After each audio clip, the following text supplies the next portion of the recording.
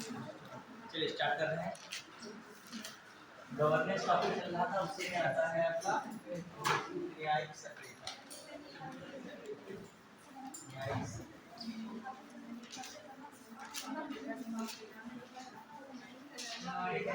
न्यायिक सक्रियता आता है टॉपिक। क्लियर? अब देखिए थोड़ा समझिएगा, असल में ये टॉपिक जो है प्रीलिम्स प्लस मेंस दोनों वाले हैं, थोड़ा सा इसीलिए आपको इसमें वो फैक्ट पढ़ते रहते लगातार। जब कोई कॉन्सेप्ट और टॉपिक आता है तो दिक्कत ज्यादा होती है इसमें। ठीक है, अब आइए, शब्द से ही लग रहा है न्यायिक सक्रियता। अब देखो, जो हम लोग न्यायपालिका को देखें, न्यायपालिका को देखें तो न्यायपालिका में तीन तरीके से हम देख रहे हैं। एक होता है न्यायिक सक्रियता, क्या कहेंगे, न्यायिक सक्रियता।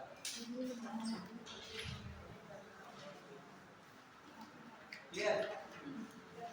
एक होता है न्यायिक संयम, क्या होगा, न्यायिक संयम। क्लियर? एक न्यायिक सक्रियता हो गया, एक न्यायिक संयम हो गया, और तीसरा देखें हम न्यायिक अतिरेक। क्लियर? अब एक चीज बताइएगा, न्यायिक सक्रियता का जो सबसे पहली बार कॉन्सेप्ट देखा गया किस देश में देखा गया, अमेरिका में। सबसे पहली बार कॉन्सेप्ट कब आया, अमेरिका में। अब मैं एक क्वेश्चन पूछ रहा हूँ आगे आपसे, न्यायिक सक्रियता की सर्वप्रथम अवधारणा 1947 में अमेरिका के शिक्षाविद आर्थर सेलिंसर जूनियर द्वारा दी गई। क्लियर? अगला स्टेटमेंट लिखा, भारत में 1980 के दशक में पीएन भगवती, कृष्णा अय्यर, चिन्ना स्वामी रेड्डी तथा डीए देसाई के द्वारा इसकी नींव रखी गई। आप बताइए, केवल एक सही है, केवल दो सही है, ना तो एक ना तो दो? पहला सही, दूसरा गलत? दूसरा सही, पहला गलत है, दूसरा सही।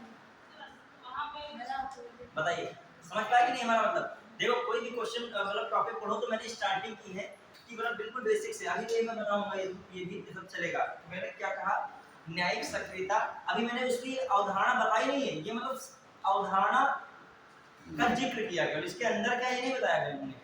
हमने कहा न्यायिक सक्रियता की अवधारणा सर्वप्रथम अमेरिका के शिक्षाविद आर्थर सेलिंसर जूनियर द्वारा 1947 में दी गई।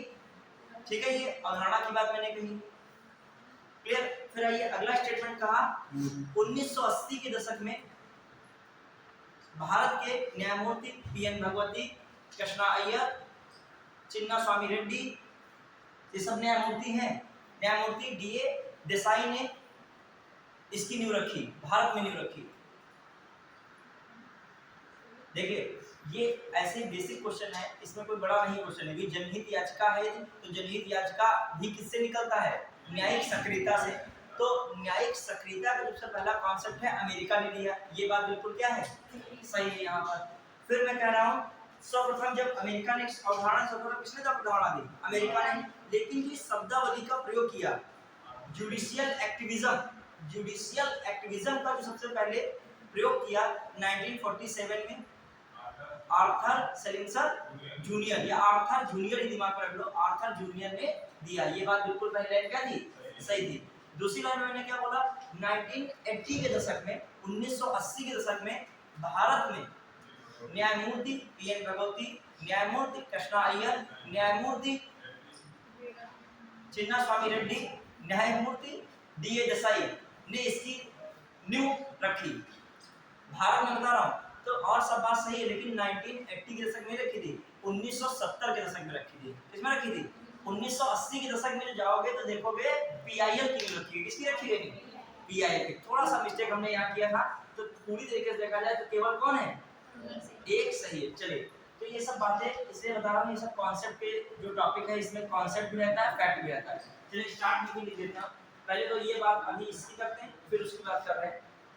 चलिए देखते हैं, पहले न्यायिक सक्रियता रियल में बेसिक पे जाओ। ऐसे मतलब अभी मैं सब लिखाऊंगा, लेकिन थोड़ी बहुत ऐसे अंडरस्टैंडिंग लगी। ये टॉपिक ऐसे हैं जो क्लास में रहना इसलिए ज़्यादा इंपॉर्टेंट है। इसमें नोट करना इतना इंपॉर्टेंट है, नोट्स तो दे देगा किसी, कोई मतलब ही नहीं निकलेगा।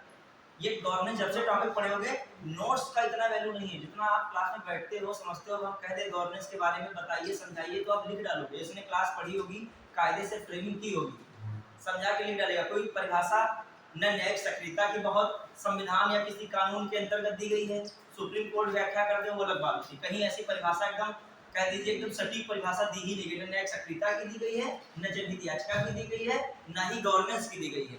जब परिभाषा तक सटीक है नहीं तो समझ लो आपको समझना ही समझना है इसमें। क्लियर? अब देखिए न्यायिक सक्रियता समझिए क्या है। नागरिकों के जो अधिकार हैं उनका संरक्षण हो सके अच्छे से, नागरिकों के अधिकारों का क्या हो सके संरक्षण, और समाज में न्याय को क्या दिया जाए बढ़ावा दिया जाए। इन दोनों कार्य को विशेषकर करने के लिए न्यायपालिका आगे की भूमिका में चला जाता है। मतलब जो परंपरागत चीजें चल रही है ना उसको भी छोड़कर क्या हो जाएगा आगे की भूमिका में। समझ पाए? मतलब जो नियम से चीजें चल रही हैं उस नियम से भी क्या करना आगे बढ़ जाना।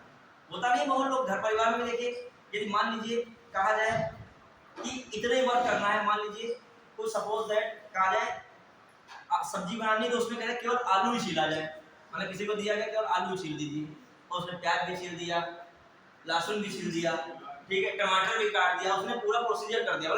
मतलब वो उसने जो काम था उससे आगे की भूमिका में चला गया। तो बेहतर है कि खराब है? मान लीजिए सब्जी जल्दी बनाने की जरूरत हो तो उसने अपना कार्य क्या कर दिया बेहतर कर दिया। ऐसे ही न्याय के लिए न्यायपालिका बनी ही है, लेकिन जरूरत है और ज्यादा न्याय की, त्वरित न्याय की। इसके लिए किसकी जरूरत पड़ रही है न्यायिक सक्रियता की। समझ पा रहे हो नहीं?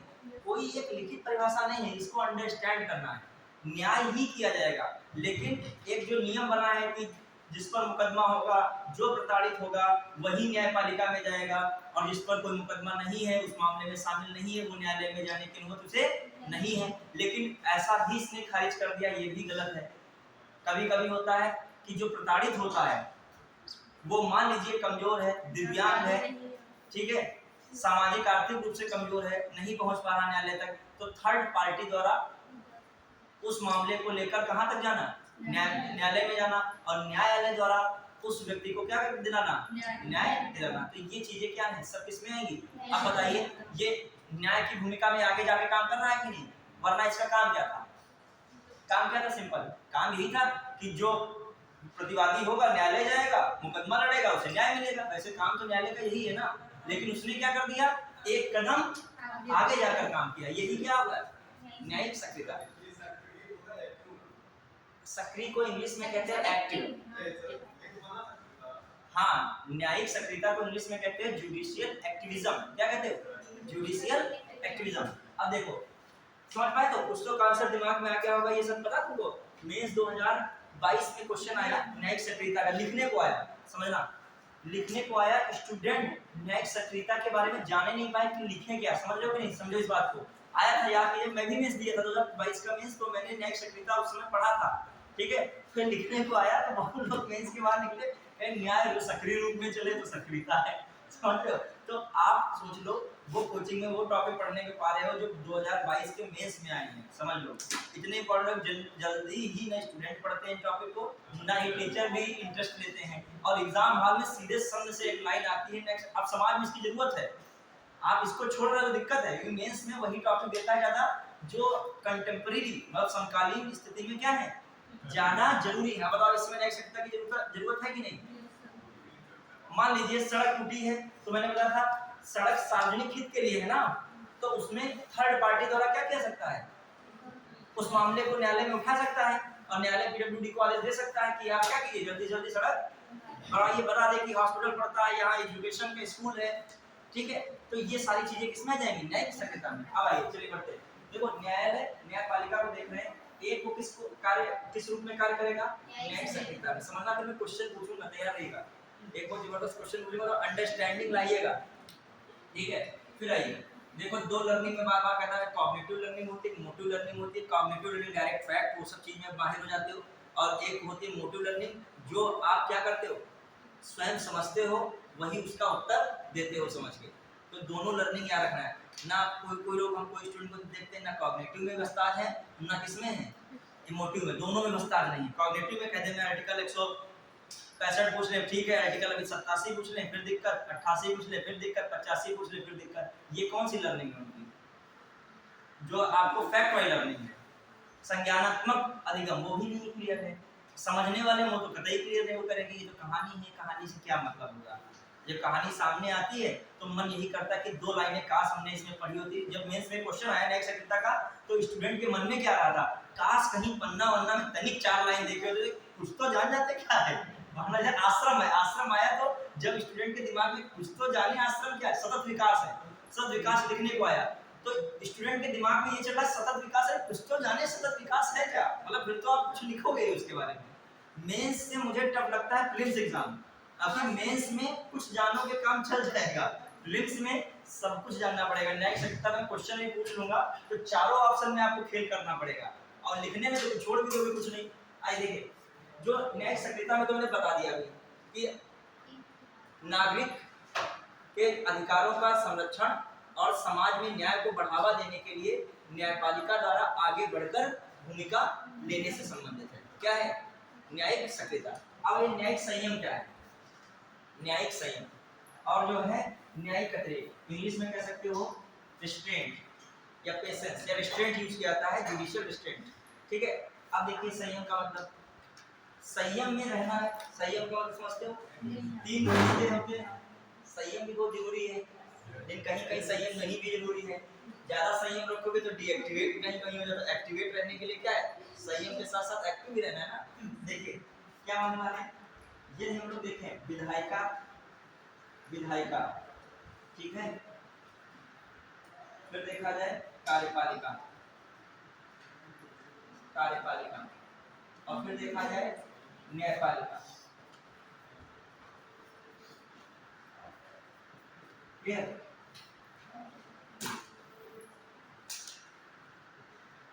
ये एक दूसरे से रिलेटेड है। ये क्या है, ये एक दूसरे से क्या है, तीनों रिलेटेड है। ये संयम में है। संयम का मतलब जो मेरे पर कार्य आया है, संविधान में दिया गया है, मूल आशय दिया गया है, जो भी उसके अनुसार हम कार्य करेंगे।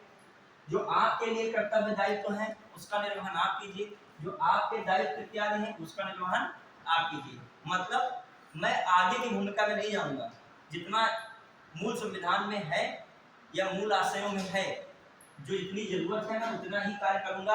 ये क्या मामला है, ये किसमें आएगा, न्यायिक संयम। समझना है मतलब जो संविधान में प्रावधान है, न्यायपालिका संबंधित है, उसी अनुसार हमें निर्णय करना है, आगे जाके नहीं करना। ये नहीं है त्वरित करना है, जो व्यवस्थाएं हैं उसी अनुरूप हम क्या करेंगे, कार्य करेंगे। और ये भी नहीं है कि कार्यपालिका के बीच में इंटरफेयर करेंगे। विधायिका में जो जो कर रहा है अपना वो क्या करता रहे, करता रहे, हम अपना कार्य करते रहे। मतलब एक नियंत्रण में रहना है, आराम आराम से कार्य करना है, जो विषय है उसके अनुरूप भी करना है, भूमिका में आगे नहीं जाना है। यदि आपसे आलू छीलने को कहा गया है तो बस आलू छील के रख दीजिए, आपका काम क्या है, हो गया। ये जितना कहा जाए उतना करिए। तो ये किसमें आता है, संयम में आता है। किसमें आता है, संयम। अब आ जाइए न्यायिक अतिरेक, इसमें क्या समझोगे, अतिरेक में ओवर रीच, इंग्लिश में कहते हैं ओवर रीच। ओवर रीच मतलब ओवर रीच, पहुंचना, आगे तक पहुंचना। लेकिन ये है एक पॉजिटिव वे में भी है, ये भी पॉजिटिव, ये भी पॉजिटिव। लेकिन ये किसमें आता है कि एक्टिव रहना, कोई चीज को जो है हम अधिकार दिलाने में क्या करो, कुछ कुछ ये जो है इससे मिलता है। लेकिन ये एक व्यापक दृष्टिकोण है, ये एक मतलब संकीर्ण दृष्टिकोण है, मतलब न्यायपालिका द्वारा अपने कुछ कार्यों के लिए किया जाएगा। ये थर्ड पार्टी द्वारा न्यायपालिका क्या हो जाएगी, एक्टिव हो जाएगी। अब जैसे थर्ड पार्टी का मतलब समझते हो, एक न्यायालय है और एक पीड़ित व्यक्ति है और बीच में उसकी सुनवाई कराने के लिए कोई थर्ड व्यक्ति आ रहा है, उसे क्या कर रहा हूं मैं, थर्ड पार्टी। ये सब समझोगे धीरे धीरे। अब मैं अतिरेक में, जैसे ये कभी कभी अपने आप से कुछ फैसले करता है कि ये होना चाहिए नहीं होना चाहिए। मतलब देखा जाए कार्यपालिका में इंटरफेयर करता है। जैसे कोई भी अतिरेक करोगे, कुछ एक्स्ट्रा करोगे तो इसमें किसी न किसी के मामले में क्या करोगे, इंटरफेयर। जैसे इसने कहा कि जो हाईवे है, राजमार्ग है, उनके 500 मीटर के दायरे में शराब की दुकान नहीं होनी चाहिए। आप देखो हाईवे पे शराब की दुकान देखो कभी, हाईवे में बात कर रहा हूँ, छोटी मोटी रोड की बात अलग होती है। हाँ, नेशनल हाईवे है, ठीक है, नेशनल हाईवे पर आप देखिए आप कंफ्यूज हो रहे हो, फिर रोड पे तो हम मैं बता दूं बहुत लोग आपको दिखेंगे रास्ते पे सब, ठीक है। नेशनल हाईवे पे आप जा रहे हो, टोल प्लाजा के बगल में दिख रहा हो, देखो हाईवे नेशनल अप्रूव्ड हो। सुप्रीम कोर्ट ने कहा था उस मामले में, न्यायपालिका ने कहा था 500 मीटर दायरे में जो है शॉप नहीं होनी चाहिए। सुप्रीम कोर्ट ने कहा कि जो नेशनल हाईवे राजमार्ग है उसके 500 मीटर के दायरे में शराब की दुकान नहीं होनी चाहिए, ठीक है। क्यों? अभी नेशनल हाईवे पे हर जगह शराब की दुकानें लगी होंगी, गाड़ी खोला, शराब किया, फिर चल रहे, पुलिस के लिए एक व्यवस्था बिगाड़ रहे हो कि पुलिस उसी के एंटी चेक करने के लिए खड़ी है। पुलिस भी क्या करेगी, देखिए कुछ दुकानदार से पूछ लेगी नंबर नोट कर लेना, कौन कौन कार के जो है नंबर, या कुछ ऐसा कैमरा लगा देगी शॉप पर, जब तुम्हारी गाड़ी चलेगी तो पीछे का नंबर अपने आप क्या हो जाएगा। मगर एक प्रकार से कार्यपालिका में बाधा नहीं उत्पन्न हो जाएगी। तो पहले से व्यवस्था किया गया कि प्रयास यही किया जाता है सरकार द्वारा कि नेशनल हाईवे पर शराब की दुकान 500 मीटर के दायरे में न रहे। देखिए सुप्रीम कोर्ट बहुत कुछ करता है, बहुत कुछ कार्यपालिका घुमा घुमा के मानता है, कुछ नहीं भी मानता है, इनडायरेक्टली मानता है और डायरेक्टली मानता भी नहीं। कभी कभी कहते हैं कि हर एक व्यक्ति पे मतलब 10 लाख पर एक न्यायाधीश होना चाहिए, कहाँ संभव है। इतने व्यक्तियों पर एक कांस्टेबल होना चाहिए, कह तो दिया जाएगा लेकिन संभव है। हाँ आप बताओ, जो कह दिया जाए 25 करोड़ की आबादी में 60 आदमी 100 जो कुछ है लगा दे एक कांस्टेबल, कितने कांस्टेबल हो जाएंगे, उनको सैलरी कहाँ दी जाएगी। फिर कह दिया इतनी जनसंख्या है उतने पर एक शिक्षक होना चाहिए कहाँ तक वो चीजें संभव पाएंगी। देखिए तो कहने का मतलब उन मामलों में ये इंटरफेयर करेगा, जैसे शराब की दुकान है कहीं हाईवे पर है तो उसको रोकना है, ये मतलब ओवर जाके काम कर रहे हैं ये भी। अब और आइए, जैसे कोई मूवीज वगैरह चली, उस मूवी में न्यायपालिका का मजाक उड़ाया गया, उपहास उड़ाया गया, तो वो कार्यपालिका का काम था उस पर सेंसरशिप लगाना, रोकना। लेकिन कौन रोक देगा? न्यायपालिका रोक देगी। तो ये कहाँ पे काम करना जाके? ओवर रेंज, मतलब क्या है, उससे आगे जाकर काम रोक देना। मान लीजिए कोई मूवी आई है उसमें न्यायपालिका का बहुत उपहास उड़ाया गया है, जज ऐसे हैं सो जाते हों, वकील जो है वो उल्टा सीधा बोल रहे हों, ठीक है। बताओ कुछ मूवीज का नाम बताओ कि उसमें लगी सेंसरशिप, एग्जांपल है ये। कुछ ऐसी मूवीज आई हैं जिसमें वकालत पे या उस न्यायपालिका के प्रोफेशन पे बहुत मजाक बनाया गया, तो कुछ उससे हिस्से काटने पड़े थे मूवी निर्माता को जो भी बनाया था मूवी। ओ माय गॉड में भी रहा हो जो भी, हाँ जॉली लेडी 2 में रहा है, उसमें अक्षय कुमार बना है वकील ना। अब वो जो है खूब जो है सो जाते हो तक जो है क्या बने, जज साहब जो बने हैं, ठीक है। तो वो सब मैटर जैसे ये कौन किसमें आ जाएगा, उसी मैटर में आ जाएगा। कोई भी हो ऐसा मैटर कि कोई में भी ऐसा दिखा जा रहा हो न्यायाधीश कुछ घूस ले रहा हो, न्यायाधीश कुछ मतलब उसका उपहास हो रहा हो, तो उसमें इंटरफेयर कौन कर सकता है? न्यायपालिका। किस पावर से? ओवर रीच, ठीक है। अब आ जाइए, तो देखिए हम लोग न्यायिक सक्रियता में, अब इसमें जो है क्या बातें हम लोग लिखे, पहले भी स्टार्टिंग लिखते हैं, ये तो एक डायग्राम खींच लीजिएगा। अच्छा एक क्वेश्चन पहले पूछता हूँ, अब आगे उससे बढ़ता हूँ, ठीक है। एक क्वेश्चन आप लोग पूछ रहा हूँ, बताइएगा कि इसमें न्यायिक 3 दिए हैं, न्यायिक सक्रियता है कि उसमें न्यायिक संयम है या उसमें क्या है न्यायिक अतिरेक, ठीक है। बताइएगा आप लोग, सोच हो जाएगा। लाइन वाइज है, मैंने बताया ना टॉपिक ये फैक्ट वाला नहीं, इसमें कॉन्सेप्ट वाला ज्यादा है, कहानी टाइप में होगी।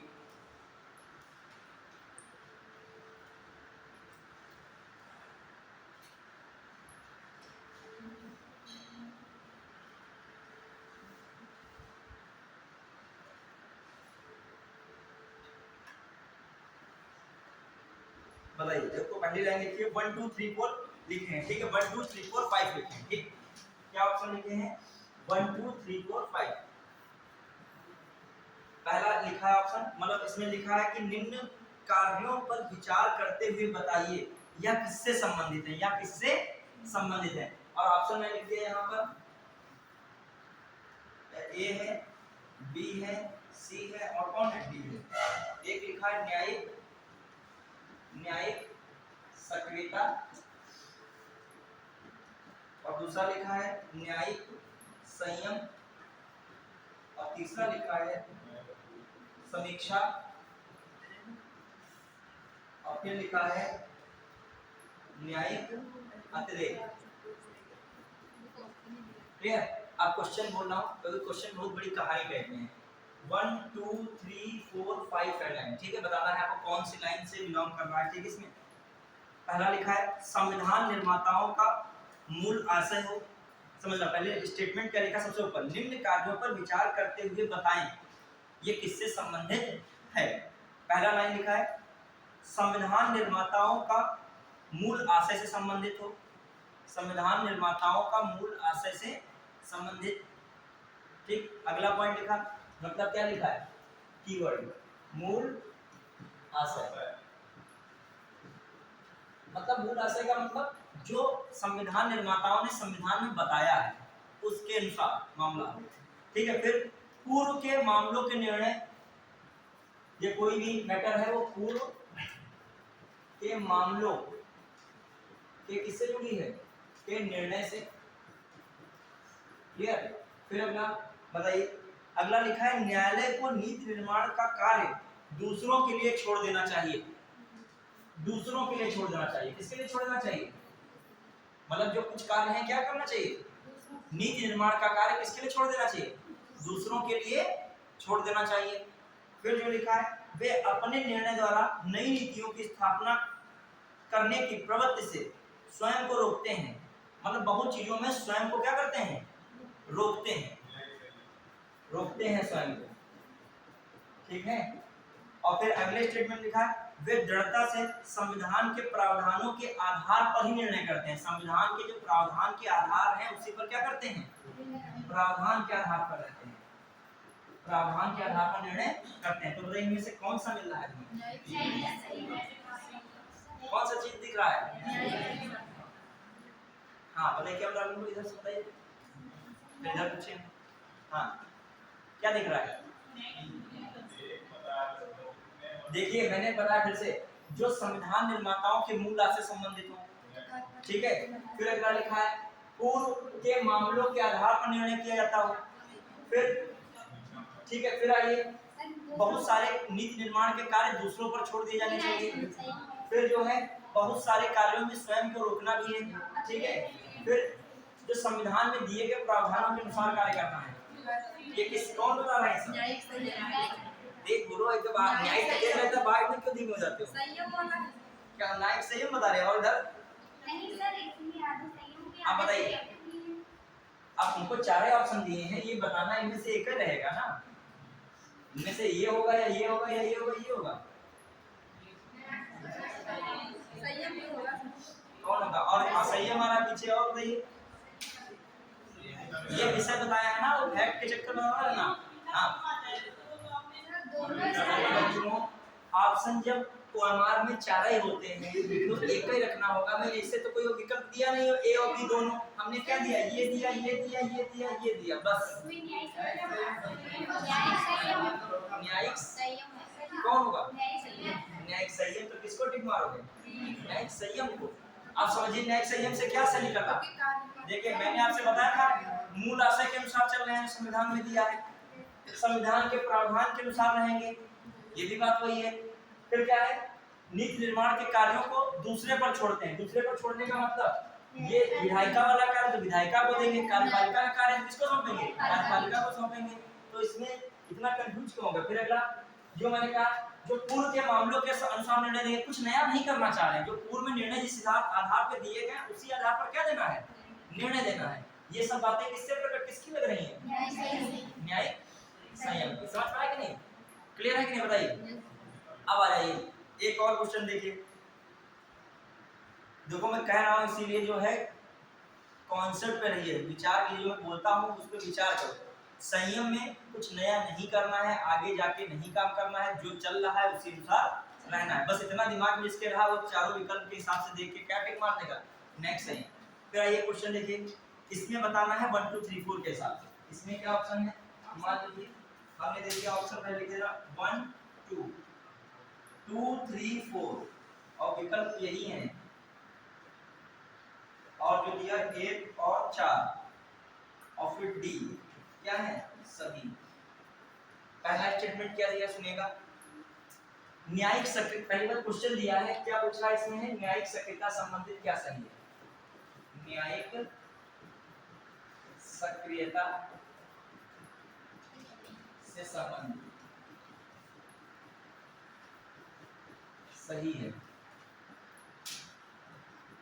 बराबर है, 3 पॉइंट दिए। पहला पॉइंट दिया है न्यायिक सक्रियता न्यायालय के समक्ष प्रस्तुत विधिक मामलों पर विधिक निर्माण के लिए अपनी इच्छा का प्रयोग करते हुए प्रतीत हों। समझना फिर से, इसने क्या लिखा है, न्यायिक सक्रियतावादी, न्यायिक सक्रिय नहीं, न्यायिक सक्रियतावादी, न्यायिक सक्रियतावादी न्यायालय के समक्ष प्रस्तुत विधिक मामलों पर, न्यायालय के समक्ष जो क्या होंगे, विधिक मामले होंगे, ठीक है, पर विधि निर्माण के लिए, पर विधि, वो जो विधिक मामला आएगा उस पर विधि निर्माण के लिए अपनी इच्छा का प्रयोग करते प्रतीत होते हैं, अपनी इच्छा का प्रयोग करते हुए प्रतीत होते हैं।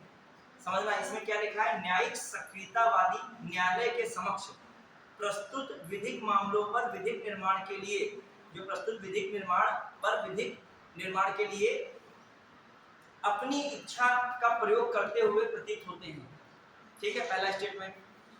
दूसरा क्या, न्यायालय को नीति निर्माण का कार्य दूसरों के लिए छोड़ देना चाहिए, न्यायालय को नीति निर्माण का कार्य दूसरों के लिए छोड़ देना चाहिए, ये तो कतई एलिमिनेशन कर दो, दूसरों के लिए छोड़ देना चाहिए, किसमें आ जाएगा, न्यायिक संयम में। तो देख लो, ये गलत हो गया, ये भी गलत हो गया, ये भी गलत हो गया, जो एलिमिनेशन मेथड क्लियर हो और वो संयम वाली बात क्लियर हो, तो कौन सा टिक मार हो गया, अभी मुझे चौथा पढ़ा नहीं है, ठीक है। अब आगे तीसरा क्या कह रहा है, वे अपने निर्णय द्वारा नई नीति की स्थापना करने की प्रवृत्ति से स्वयं को रोकते हैं, मतलब बहुत सारी नीतियों को बनाने से स्वयं को रोकते हैं, ये तो न्यायिक किसमें आ जाएगा, संयम में आ जाएगा, तो ये भी बात क्या हो जाएगी, गलत है। फिर अगला स्टेटमेंट है, न्यायाधीशों को अन्यायपूर्ण कृत्यों करने के लिए न्यायाधीशों को अन्यायपूर्ण कृत्य का प्रतिकार करने की शक्ति का उपयोग करना चाहिए, विशेष रूप से जब नागरिकों के अधिकारों का संरक्षण नहीं हो रहा है। कॉमन सी बात है, न्यायाधीश अपना कार्य का शक्ति का प्रयोग करेगा कब, जब नागरिकों के अधिकारों का क्या नहीं हो रहा है, संरक्षण नहीं हो रहा है, तो कॉमन सी बात है, पहला और कौन सा होगा, चौथा सही होगा। यदि आप घबराओगे नहीं, सेंटेंस पढ़ोगे तो ये भी टॉपिक आपका जो है कवर हो जाएगा, ठीक है। कुछ तो कॉन्सेप्ट बेस बना कि नहीं बना, यदि मैं कुछ कहूँ कॉन्सेप्ट, अभी मैं कहता न्यायिक संयम क्या है, न्यायिक अतिरेक क्या है और न्यायिक क्या सक्रियता क्या है, तो आपके दिमाग में कोई भी कॉन्सेप्ट नहीं चल रहा होता।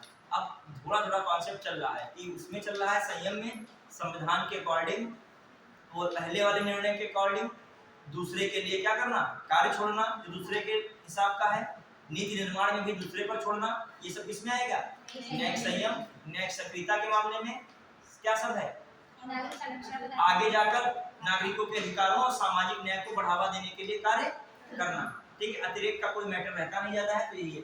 अब लिखिएगा, अब स्टार्ट कीजिएगा, ये बात हो गई। अब बढ़ते हैं हम लोग, क्लियर, अब बढ़िए लिखिएगा, जो आया है इसमें लिख लीजिएगा, पहले चित्र नहीं फिर लिख लेगा, नेक्स्ट सक्रियता में लिखेगा, नेक्स्ट सक्रियता में, ठीक है। हाँ, अब जो है इसमें लिखिएगा, पहले जो बात करिएगा नेक्स्ट सक्रियता, ये आप चित्र बना लिया ना। अब आइए इसमें लिखिए स्टार्टिंग, इसको छोड़ के थोड़ा स्टार्टिंग बिल्कुल बेसिक से लिखिएगा, न्यायिक सक्रियता, न्यायिक सक्रियता की अवधारणा, ये बाहर है, आप बात में पाइए, ठीक है।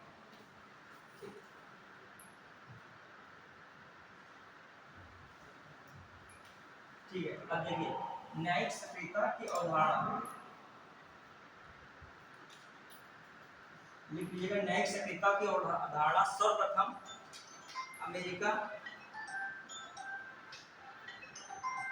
हेलो क्लास चल रही है, अभी मैं बात कर रहा हूँ आपसे,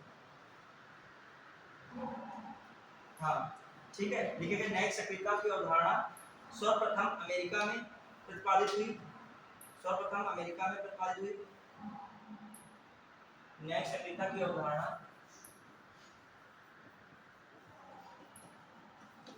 सर्वप्रथम अमेरिका में प्रतिपादित हुई, ठीक है। फिर आ जाइए, जो दूसरा हिस्सा देखिए इसमें 1947 में इस शब्दावली का प्रयोग, इस शब्दावली का प्रयोग अमेरिका के आर्थर आर्थर जूनियर ने दिया, आर्थर जूनियर ने किया।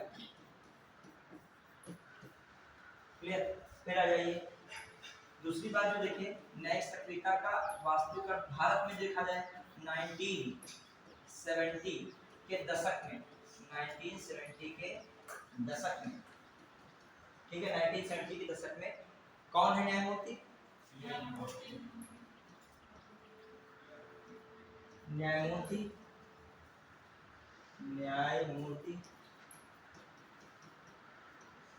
टी.एन. भगवती,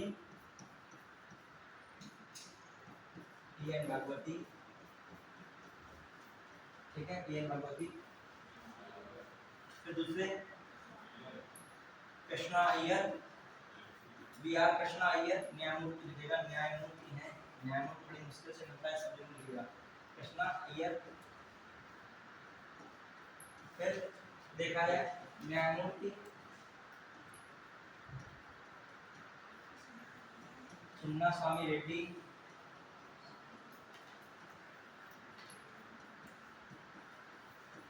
एवं न्यायमूर्ति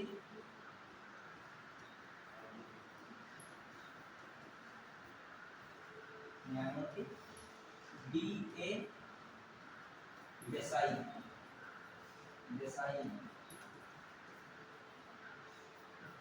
भारत में न्यायिक सक्रियता की नींव रखी, न्यायिक सक्रियता की नींव।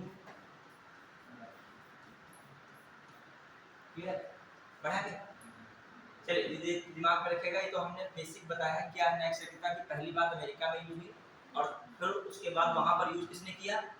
जूनियर, आर्थर जूनियर थे 47 में, और फिर 1970 के दशक में जो है किसने यूज किया? इन लोगों ने यूज किया। देखिए कुछ जो है कॉमन सेंस होता है, मान लीजिए कोई फोन यदि काटता है, ठीक है, तो अब व्यक्ति को समझना चाहिए कोई काटेगा शौक नहीं कहता, ये कोई मीटिंग में बैठा है तो लगातार 2 से 3 बार कॉल करना है कि कोई भी पता नहीं अननोन नंबर से कॉल, पता ही नहीं, मतलब जो ऐसे काहे कॉल किसी किया जाए कि मान लीजिए 1 बार काटता, 2 बार काटता है, मान लीजिए कोई मीटिंग एग्जाम, तभी एग्जाम हॉल में फोन जो है पहले रख दिया जाता है, ठीक है। हाँ तो अब पढ़ाएंगे तो पहले फोन हटा देंगे। अब देखिए कुछ लोग एक बात ये है कि फोन है, कोई व्यक्ति ऐसे थोड़ी काटेगा 2 बार, फिर लग रहा है जबरदस्ती है कि फोन जो है अपनी बात रखी, अब रख लिया क्या बात, अभी जब कोई इंगेज होती है कहाँ संभव है। अब ध्यान दीजिए, देखिए ध्यान से, हाँ, और अननोन नंबर से कॉल तो ही नहीं जानते ना हो। अब देखिए क्या क्या हम लोगों ने कहा न्यायिक सक्रियता में पहली बात नॉर्मल है, कहाँ उठ रही है? अमेरिका में। अच्छा, पीआईएल की बात भी अमेरिका में उठेगी, जो कहा जाए न्याय की जितनी भी बातें ज्यादा है सब कहाँ पे उठ रही है? अमेरिका में। भारत में भी होता है, लेकिन जो न्याय पर ज्यादा कार्य जिस देश ने किया है वो कौन है? अमेरिका। लोकतंत्र में ज्यादा वर्क किसने किया है? अमेरिका में। क्लियर। अब आइए ये सब बातें हो गई, अब लिखिएगा न्यायिक सक्रियता का अर्थ क्या है वास्तव में, ठीक है। न्यायिक सक्रियता का अभिप्राय क्या है? न्यायिक सक्रियता का अभिप्राय, न्यायिक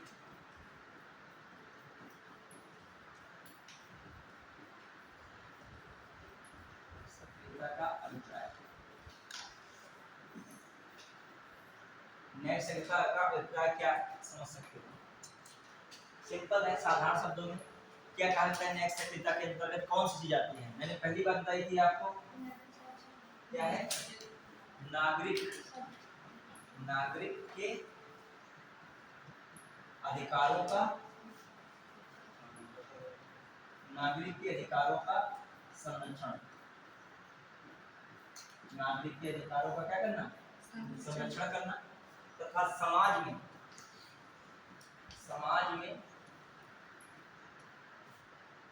न्याय को बढ़ावा देना। समाज में इसको बढ़ावा देना, न्याय को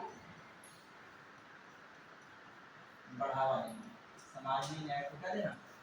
बढ़ावा देना। ये किसका मामला है? न्यायिक सक्रियता का। अब इनके लिए,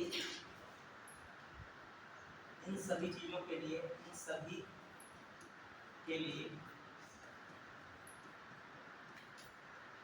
न्यायालय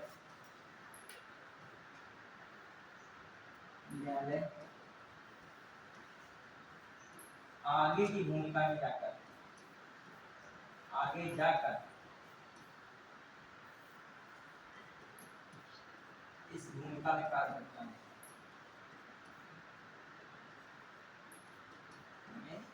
कार्य करता है।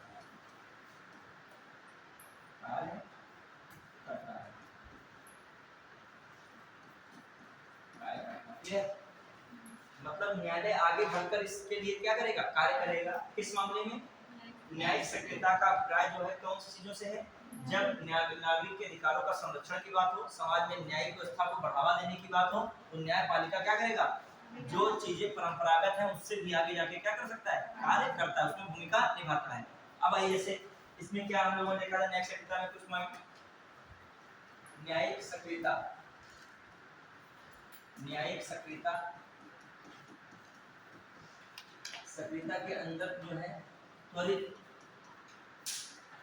त्वरित न्याय की संभावना रहती है। कैसे न्याय हो सकता है? त्वरित न्याय रहता है। परंपरागत नियमों के आगे बढ़कर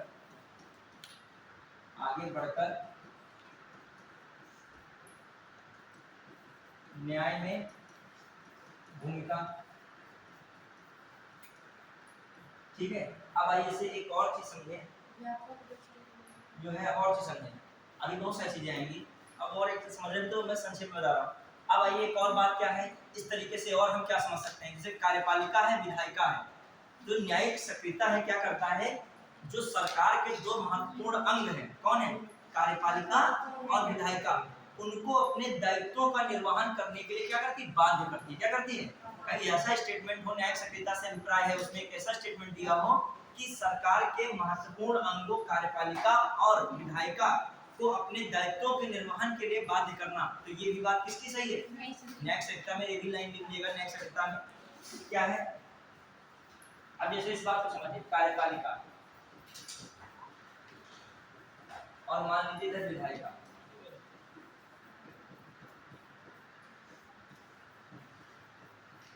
समझते हैं ये कानून बनाता कौन है? और कानून जो है लागू करना यही है काम। क्लियर? अभी मान लीजिए पर्यावरण प्रदूषण है, पर्यावरण से बीमारी फैल रही है, सपोज दैट, इसी के अंतर्गत वायु प्रदूषण इत्यादि हो रहा है। वायु प्रदूषण अधिनियम कब आया था? तो पर्यावरण संरक्षण अधिनियम बता रहे हो, 86। वायु प्रदूषण निवारण एवं रोकथाम अधिनियम 1981 में था कि नहीं था? याद आया कुछ? ठीक है, तो अधिनियम इससे बना था कि नहीं? और एक और जल प्रदूषण अधिनियम 1974 है, 1974 में इस पे अधिनियम बना था। क्लियर? हाँ, अब देखिए जल प्रदूषण वाले पे समझना ध्यान से। तो ये अधिनियम संसद से बन रहे हैं ना, ये समझना इस चीज को। ये अधिनियम कहाँ से बन रहे हैं? संसद से बन रहे हैं। क्लियर? तो इसमें किसकी भूमिका चल रही है? विधायिका की। और फिर इसको लागू करवाने का काम किसका है? अधिकारी। जो भी अधिकारी सचिव इस विभाग के संबंधित होंगे, पर्यावरण संबंधित, उनकी भूमिका। तो किसकी भूमिका आ गई? कार्यपालिका की भूमिका। और मान लीजिए कि ये सब कार्य किसके थे? विधायिका और कार्यपालिका के कार्य थे। और पर्यावरण प्रदूषण अधिनियम सही से लागू नहीं हो पा रहा है, लागू हो भी रहा तब भी जो है वायु प्रदूषण बहुत चरम पर है, लोगों को बीमारी फैलती जा रही है। तो कोई भी नागरिकों, कई व्यक्तियों का समूह या कुछ व्यक्तियों का समूह या कोई संस्थाएं मान लीजिए, और वो कोई ऐसी याचिका दायर कर दे जाके न्यायालय में, कहे कि वहां पर बीमारी बहुत फैल रही है, कोई रोकथाम नहीं हो रही है, तो ऐसे में न्यायालय क्या करेगा? संसद मतलब कार्यपालिका और विधायिका के में जाकर इंटरफेयर कर सकता है। उसको क्या करेगा? लागू करवाएगा और दे देगा कि अल्टीमेटम इतने दिन के अंदर इतना होना चाहिए, ये इतनी जो धुआं फेंकने वाली इकाइयां हैं और जो इकाइयां उनको बंद करना आवश्यक है। ऐसा कोई भी अल्टीमेटम दे सकता है। तो देखा जाए जो न्यायिक सक्रियता के माध्यम से वो किसमें इंटरफेयर कर गया? कार्यपालिका और विधायिका में। और जब इंटरफेयर करेगा तो कार्यपालिका विधायिका की मजबूरी है अपने दायित्वों को क्या करें हम सही से निर्वहन करें। ये नेगेटिव भी है, पॉजिटिव भी है।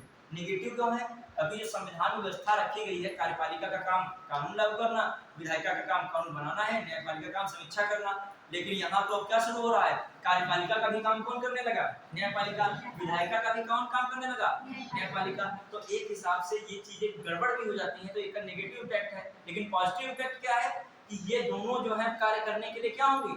बात। मान लीजिए घड़ी में है कि दोनों लोगों पे जिम्मेदारी है, कहा जा रहा है कि और आपके अलावा कोई काम करने वाला है नहीं, तो आप लापरवाह हो सकते हो। मान लीजिए कोई शॉप में 2 लोग काम कर रहे हैं, ठीक है, और दोनों लोगों को सैलरी दी जा रही है, और जो मालिक है सपोज दैट उसको और लोगों का विकल्प नहीं है, तो वो दोनों लोग लापरवाही से भी काम कर सकते हैं। और फिर वो मालिक कह दे तीसरा विकल्प, हम जो तुम लोग गलत काम कर सही नहीं काम करोगे तो हम किसी व्यक्ति को और ले आएंगे, उतने रुपया देंगे, राजी है काम करने के लिए।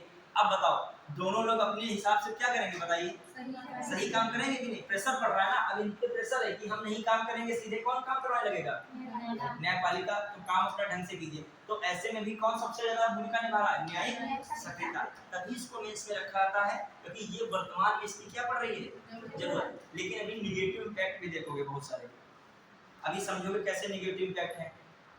अभी आगे जब मामला आएगा, जब थर्ड पार्टी बार बार पहुंचेगी। अच्छा एक चीज बताइए, न्यायालय में माने 5-6 करोड़ मुकदमा लंबित चल रहे हो, ठीक है, 5-6 करोड़ मुकदमा क्या चल रहे हो? लंबित हो। ऐसे में थर्ड पार्टी बार बार जनहित याचिका या माने न्यायिक सक्रियता के तहत सरकार से कार्य कराने के लिए ले जाए, या इस पर बाध्यकारी बनाए, ये भलाई करो वो भलाई करो, न्यायपालिका में वो मामला जाएगा कि नहीं जाएगा? बोझ बढ़ेगा न्यायपालिका पे कि नहीं बढ़ेगा? तो बताइए, न्यायाधीशों की संख्या बढ़ नहीं रही और ये चीजों का बोझ क्या है? बढ़ रहा है। तो आगे भी देखो पीआईएल पढ़ाऊंगा तो उसमें ये बहुत रखा गया है कि ऐसे जनहित याचिका नहीं जानी चाहिए जिनका कोई समाज से मतलब ना हो, व्यक्तिगत हित से जुड़ा मैटर हो, राजनीति से जुड़ा हो, उनको खारिज भी कर देगा, जुर्माना अलग लगाया जाएगा। जनहित याचिका में उल्टा हो जाएगा, आपका अहित हो जाएगा जब गड़बड़ झाड़बड़ करोगे। मतलब समझ में कि नहीं? जिन मान लीजिए जनहित याचिका आप फर्जी की बार बार जनहित याचिका डाल रहे हो, वो लोगों के हिस्से से जुड़ी भी नहीं है, उसमें कुछ निजी फायदा जुड़ा है या जो है कह सकते हो राजनीतिक कुछ मैटर है, तो ऐसे में वो जो है अदालत उसको क्या करती है? खारिज करेगी और साथ में टाइम जो वेस्ट किया है उसका, उसके लिए आपको जुर्माना भी लगा सकती है। और जनरली एक चीज और समझिएगा, न्यायिक सक्रियता का सबसे अच्छा साधन जो है भारत में कौन है? पीआईएल है। कौन है? मतलब न्यायिक सक्रियता एक प्रोसेस है, इस जो न्यायपालिका त्वरित न्याय करे, लेकिन इसके माध्यम से करेगा, उसके लिए कौन बनाई गई चीजें? पीआईएल। उसको भी हम डिस्कस करेंगे। पहले किसकी बात कर रहे हैं? न्यायिक सक्रियता की। समझना मेरा कहने का मतलब, न्यायिक जो सक्रियता है उसका एक अंग कौन सा है? पीआईएल। न्यायिक सक्रियता क्या कहता है कि आगे बढ़कर न्याय करना। अब आगे बढ़कर न्याय करोगे तो तब करोगे, कोई माध्यम होना चाहिए ना, कैसे न्याय होगा? कौन सी चीज ऐसी आएगी जिस पर हम न्याय करने लगेंगे? ये काम कौन करेगा? पीआईएल। उसको अगले में देखेंगे, मतलब जो है ये पहले कवर कर लें, फिर उसको जो ये कवर हो जाएगा तब ये नहीं पीआईएल पहले पढ़ा दें, ये क्या हो जाए बाद में, क्योंकि इसका साधन कौन है? पीआईएल है। क्लियर? अब आ जाइए, तो समझ रहे हैं कि नहीं? ये बात हमारा कहने का मतलब कार्यपालिका और विधायिका। तो अब इस पे एक लाइन लिखिएगा, ये समझा रहे थे, इस पे लिखेगा, ये मतलब समझाना था हमारा, कार्यपालिका यदि काम सही से इसको लागू नहीं करेगी, वो बनाएगी नहीं, तो कौन सा साइड में काम करने लगेगा? न्यायपालिका। मान लीजिए शिक्षा के क्षेत्र में कुछ ऐसी व्यवस्था नहीं है जो समाज में कुछ बढ़िया शिक्षा के में परिवर्तन है, तब भी वहां पर कौन एक्टिव हो जाएगा? न्यायपालिका। शिक्षा का व्यवस्था करना किसका अधिकार है? कार्यपालिका का है कि नहीं? कार्यपालिका का। डीपीएससी में शिक्षा के लिए बताया जा रहा है, डीपीएससी में बहुत सारे आर्टिकल हैं। अच्छा एक और बताइए, डीपीएससी में कौन सा आर्टिकल है जो न्यायिक सक्रियता से थोड़ा बहुत जुड़ता है? कौन सा ऐसा है जो इससे जुड़ रहा है? किससे जुड़ रहा है? न्यायिक सक्रियता से। बताइए, क्वेश्चन है न्यायिक सक्रियता और जनहित याचिका से संबंधित भारतीय संविधान में कौन सा आर्टिकल वर्णित किया गया है? कौन सा आर्टिकल है? 39 का ए। ये भी तो वही कहता है, दिमाग से लगाइएगा, कि गरीब लोगों के लिए निःशुल्क विधिक सहायता और त्वरित न्याय मिलना चाहिए। तो त्वरित न्याय, निःशुल्क विधिक सहायता, निःशुल्क तो नहीं हो रहा है लेकिन न्याय की व्यवस्था तो की जा रही है, और खासकर किसका लक्ष्य है? गरीबों का ही तो लक्ष्य है। अब समझो धीरे धीरे आएगा मामला, क्लियर होगा धीरे धीरे। हाँ लिखेगा इसे। अभी ये आर्टिकल पूछा था कि यही जुड़ा है, लिखे लाइन लिखेगा, जनहित न्यायिक सक्रियता, न्यायिक सक्रियता, जुडिशियल, जो इसको जुडिशियल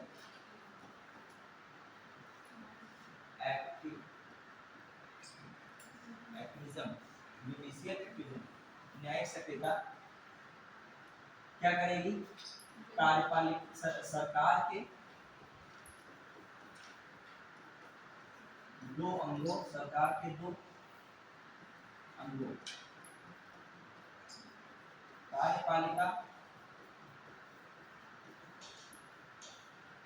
एवं न्यायपालिका एवं न्यायपालिका, कार्यपालिका एवं न्यायपालिका को अपने दायित्वों कार्यपालिका विधायिका बोला तो विधायिका लिखेगा, रिपोर्ट लेते हैं, ठीक है, वो लिखा हुआ आगे। सरकार के दो अंगों कार्यपालिका एवं विधायिका को अपने दायित्वों के निर्वहन के लिए बाध्य करता है। निर्वहन के लिए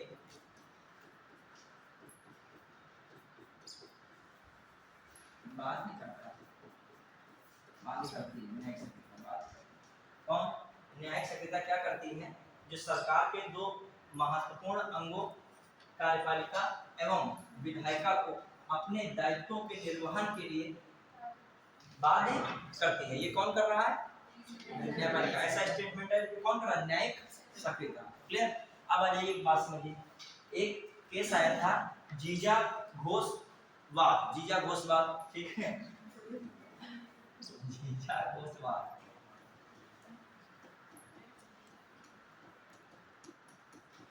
देखो इसमें क्या मामला हुआ था कि इसमें जो भी, ये भी न्यायिक सक्रियता के अंतर्गत है।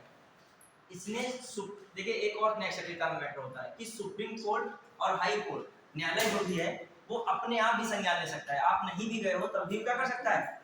अपने आप संज्ञान किसी मामले में ले सकता है। जीजा घोषवाद एक आया था जिसमें बताया गया था कि दिव्यांगों को भी सम्मान एवं गरिमा के साथ जीवन जीने का क्या है? अधिकार है। ये सुप्रीम कोर्ट ने अपने आप इसको क्या कहा था? कोड किया था, मतलब बताया था कि सुप्रीम कोर्ट ने इसमें क्या बताया कि जो दिव्यांगों को गरिमापूर्ण व सम्मान पूर्वक जीने का क्या है? अधिकार है। अच्छा ये किस आर्टिकल से जुड़ा है? किस आर्टिकल से जुड़ा है? जीने का अधिकार तो जुड़ा ही है, किस आर्टिकल से? 21 से। तो कहीं ना कहीं रिलेशन इसका किससे है? 21 से। फिर तो इसको भी लिखिएगा, दिव्यांगों से संबंधित जो कोई बात आया तो ये है आपका दिव्यांगों को सम्मान पूर्वक एवं गरिमापूर्ण जीवन जीने का अधिकार। इसका मतलब क्या निकला? सम्मानपूर्वक गरिमापूर्ण जीवन क्या मतलब? सम्मानपूर्वक गरिमापूर्ण बताइए। मतलब दिव्यांगों को भी प्रयास करना कि उनको मुख्य विकास की धारा में लाया जाए, कहीं उनको ये महसूस ना होने देना कि आप वाकई में क्या हैं, किसी प्रकार से आप कमजोर हैं, ठीक है। तो यही बात कही जा रही है इसमें इस बात में आया था। तो ये भी देखा जाए सुप्रीम कोर्ट किसकी बात कर रहा है? हिसाब से दिव्यांग जो कमजोर लोग हैं उनके सशक्त की बात कर रहा है सुप्रीम कोर्ट। मतलब समाज का कोई वर्ग जो है जो कमजोर में है उसकी बात कर रहा है, सपोर्ट की बात कर रहा है कौन? सुप्रीम कोर्ट, न्यायालय कर रहा है। तो ये भी किसमें आ जाएगा? न्यायिक सक्रियता में। अच्छा ये बात किसमें है? हिसाब से रिलेटेड किससे हो रही है? आर्टिकल 21 से। क्लियर? तो ये न्यायिक सक्रियता का यही मामला है। अब आ जाइए हम लोग देख रहे थे न्यायिक संयम को भी कुछ लिख लीजिएगा पॉइंट्स से हम लोगों ने पढ़ा शुरू में। अभी इसमें भी देखेंगे न्यायिक सक्रियता में। अच्छा एक लाइन यहाँ पे लिख देगा, जनहित याचिका, जनहित याचिका न्यायिक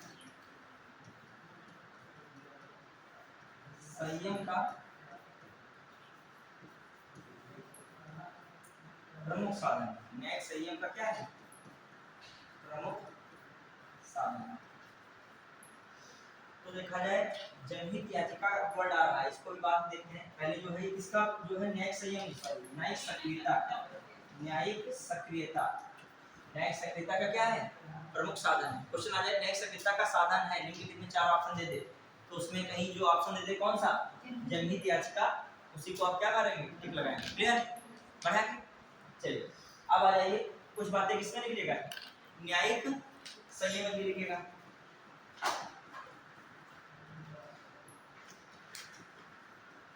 देखिए आप में टॉपिक जो है वो कौन है, न्यायिक सक्रियता, और फिर न्यायिक सक्रियता के बाद क्या है, जनहित याचिका है। लेकिन जब क्वेश्चन आता है तो उसमें कैसे डिफाइन कर पाओगे कि न्यायिक सक्रियता है या न्यायिक क्या है, संयम है। तो उसके लिए कुछ पॉइंट किसमें लिख लीजिए, न्यायिक संयम में, इसको लिख लीजिएगा। न्यायिक संयम में संविधान, ये यहाँ पे लिखिए।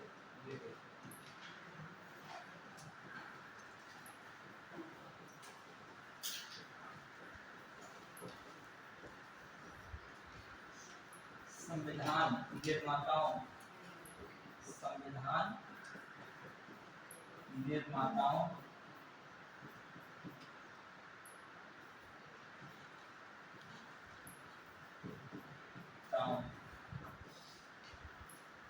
के मूल आशय, के मूल आशय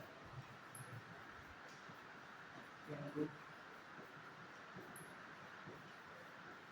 क्लियर, ये क्या हो, संविधान निर्माताओं के मूल आशय के क्या हो, अनुरूप हो, प्लस नीति निर्माण, नीति निर्माण के मामले दूसरे को छोड़ दिए जाए,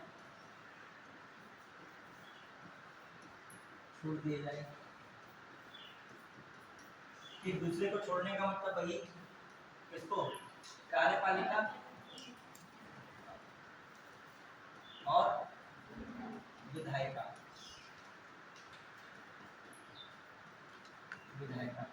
क्लियर।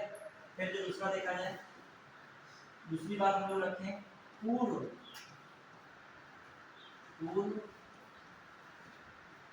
मामलों में दिए निर्णय के अनुरूप हो, पूर्व मामलों में दिए गए निर्णय के क्या हो, सब अनुरूप हो। फिर जो देखा जाए नेक्स्ट सक्रियता में और क्या सकता है, संविधान में प्रावधानों के क्या हो, अनुरूप। तो क्लियर, तो ये किसकी बात हो रही है, किसकी बात हम लोग कर रहे हैं, न्यायिक संयम, ठीक है। तो न्यायिक संयम और न्यायिक अतिरेक का कोई मैटर ही नहीं है, जो कुछ प्रॉब्लम लगती है कार्यपालिका अगर नहीं कर पाता वो खुद ही न्यायपालिका करने लगती है, क्लियर। अब आ जाइए न्यायिक सक्रियता में यदि हम देखें तो न्यायिक सक्रियता, हाँ एक सेकंड, न्यायिक सक्रियता में जो देखा जाए एक कौन सी चीज आ रही है, PIL, क्लियर, PIL, इसके और भी नाम है, PIL का नाम और क्या है, एक और यूज किया जाता है सेल, एक और यूज किया जाता है सिल, एक और यूज किया जाता है केल। क्या किया जाता है, मान लीजिए, इसलिए बता रहा हूँ अभी समझोगे क्यों, PIL को अलग अलग तरीके से अलग अलग रूप में जाना आता है, ठीक। तो पहले इतना पहले न्यायिक सक्रियता समझ पाए कि नहीं, तब हम लोग आगे बढ़ेंगे, ठीक है। अब जो है टॉपिक पे किस पे बढ़ रहे हैं, PIL, क्योंकि ये तो हम लोगों ने किसको समझा, न्यायिक सक्रियता,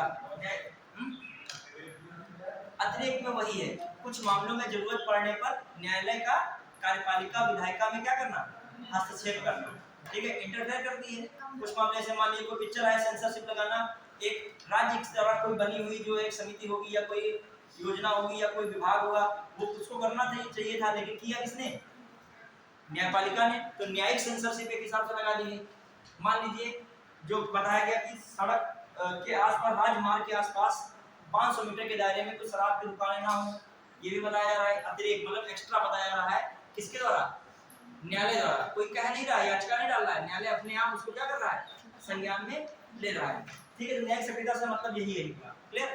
तो यदि आपको आ जाए न्यायिक सक्रियता से आप क्या समझते हो, तो आप इसमें क्या बता सकते हो, अभी को रिकॉल कर रहे हैं आप आराम से, कोई ऐसा कोई वर्ड नहीं है जिससे आप कुछ घबरा जाओ, क्या हो जाए क्या नहीं हो जाए, देखा जाए रियल में एक न्यायालय से जुड़ा ही एक शब्दावली है और न्यायालय से जुड़ी ही एक अवधारणा है। रियल में इसका संबंध कहाँ से है? न्यायालय से। और आगे जो कह सकते हो जनहित याचिका का जो आधार है कौन है? जो न्यायिक सक्रियता नहीं आता तो जनहित याचिका भी का कोई मैटर ही नहीं था। अभी कॉन्सेप्ट किसने दिया है? सब कुछ न्यायिक सक्रियता ने। उसी पर आगे जो खड़ा होगा, जो आगे बात की जाएगी, आगे चर्चा में रहेगा, कौन रहेगा? यदि मान लीजिए न्यायिक सक्रियता ही नहीं व्यवस्था होती तो आपका जो है ये सेल और जो बता रहे हैं इनका फुल फॉर्म बताएंगे तो सब ये तो मैं लिख रहा हूँ। ये क्यों लिख रहा हूँ? इससे फुल फॉर्म आपको बताने में आसानी रहेगी, आप याद करना सरल रहेगा। जब ये जानते हुए से तो याद रखें सोशल एक्शन लिटिगेशन दिमाग में रहेगा, social interest litigation, class action litigation, तो अभी इनके नाम हिंदी में भी लिखवाएंगे वो सब हो जाएगा। अब आइए क्या है मामला, सबसे पहले समझिए जो बिल्कुल हम शुरुआत से बात करें न्यायिक सक्रियता का मतलब क्या है। बिल्कुल नॉर्मल, कुछ पता ही नहीं, बेसिक बता दीजिए क्या मतलब है। नागरिकों के अधिकारों का क्या करना? संरक्षण करना। और फिर क्या करना? दूसरा, समाज में न्यायिक व्यवस्था को बढ़ाना, इसके लिए न्यायालय का परंपरागत नियमों से आगे बढ़कर भूमिका निभाना, इसी को कहते हैं एक हिसाब से क्या? न्यायिक सक्रियता। क्लियर? जो दूसरे शब्दों में समझा जाए क्या था? सरकार के महत्वपूर्ण दो अंग कार्यपालिका और विधायिका को अपने कर्तव्यों का निर्वहन करने के लिए बाध्य करना, ये भी किसका है? न्यायिक सक्रियता का। क्लियर?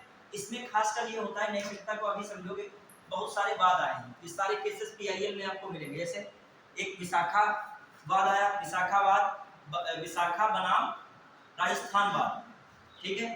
एक और वाद आया था हुसैनारा बनाम बिहार राज्यवाद। क्लियर? एक और वाद आया था सुनील भत्रा बनाम दिल्ली प्रशासन।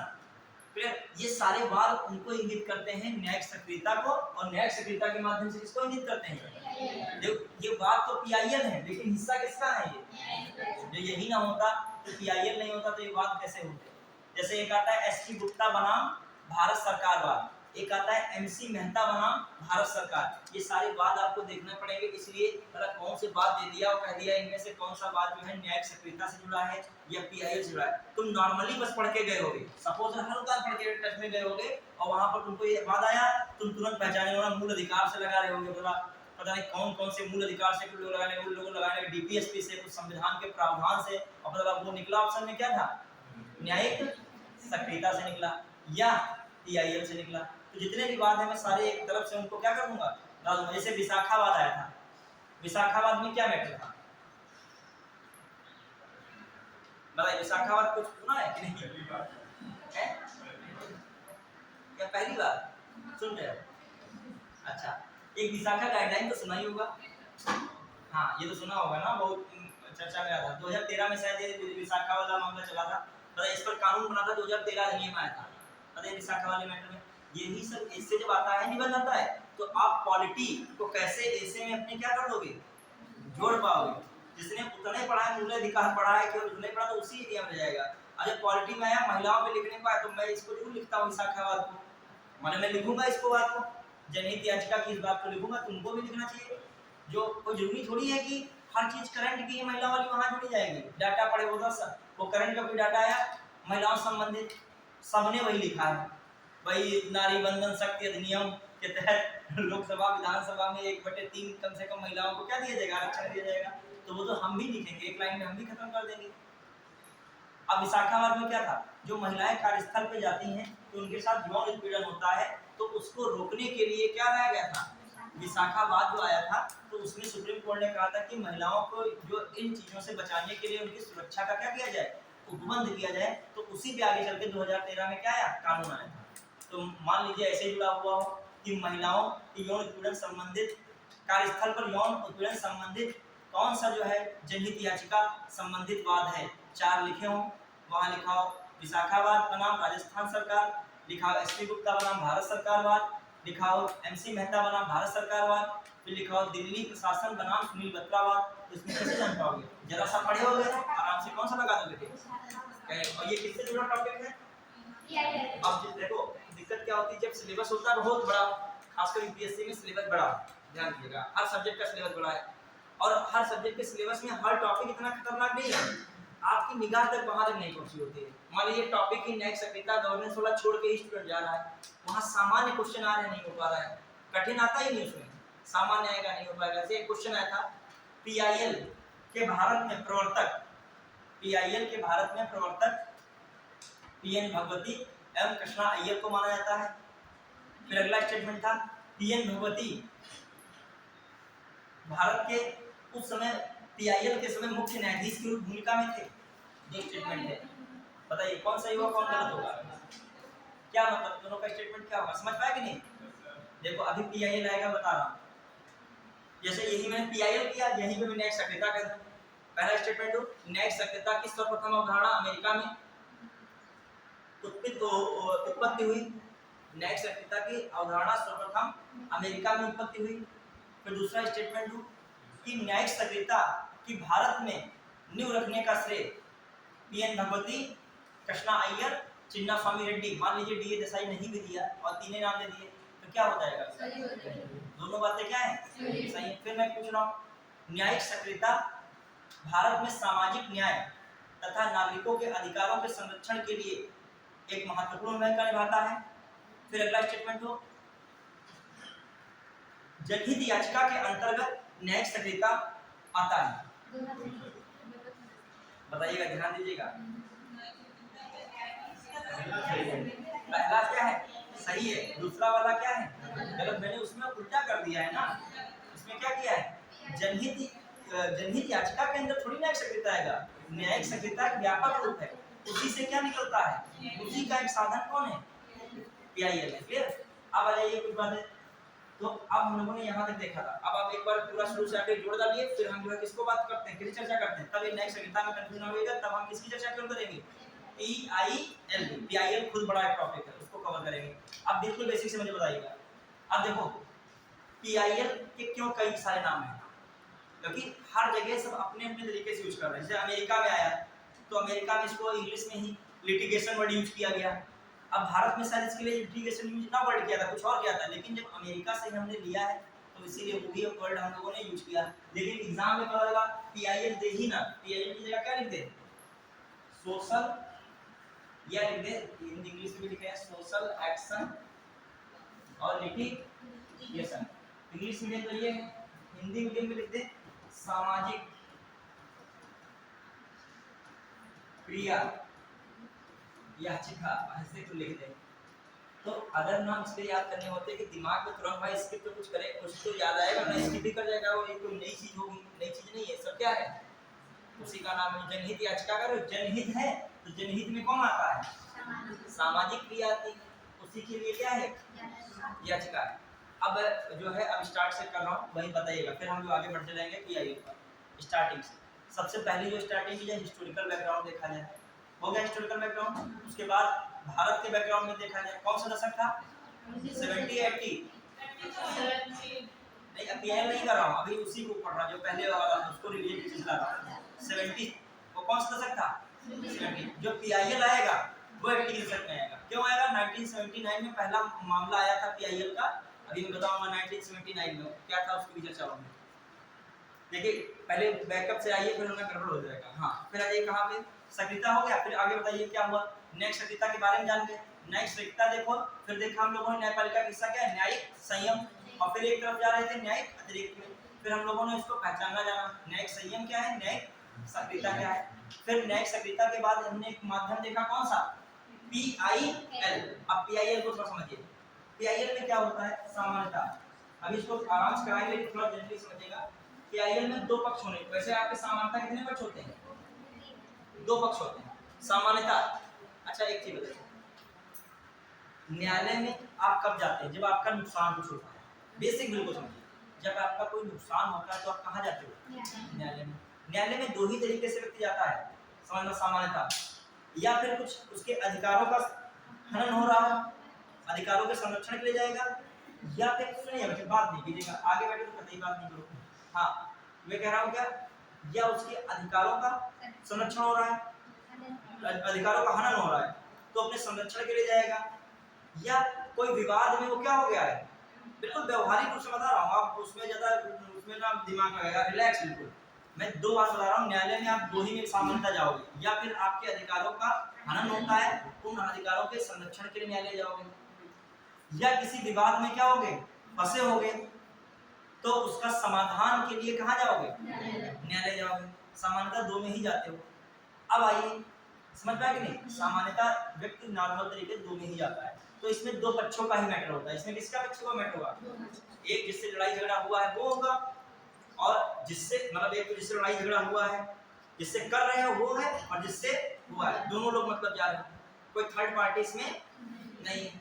लेकिन कुछ मामले ऐसे हैं, देखिए कुछ मामले ऐसे होते हैं वो थर्ड पार्टी अपने आप जुड़ जाए, कोई मैटर नहीं उसमें, वो भी शामिल कर लिया जाता है। इधर से हो जाएगा या मतलब ये आप कूदे भागे, ठीक है, तो आप उधर से खिलाफत में रिपोर्ट में नाम बढ़ा दिया जाएगा, या इधर से रहोगे दो पक्ष में। किसमें रहोगे? मामले की सुनवाई जब होगी, मुकदमा चलेगा तो किसके पर चलेगा? वादी और प्रतिवादी दो के बीच चलेगा। क्लियर? रिजल्ट भी उसी के अनुसार आएगा, दो के हिसाब से। अब आइए, अब एक ये और मैटर है, इसमें मैं क्या कह रहा हूँ, तीसरा पक्ष सक्रिय हो रहा है। किसमें? दो पक्ष के अलावा कौन सा इसमें है? तीसरा पक्ष है। तीसरा पक्ष। अब तीसरा पक्ष समझिए, अब इसी में एक बात आया, समझोगे तीसरा पक्ष कैसे? एक 1979 सब याद रखना, कोई दिक्कत नहीं, ये पहला वाला जो रख लेना, 1979 वाला। इसमें था हुसैन आरा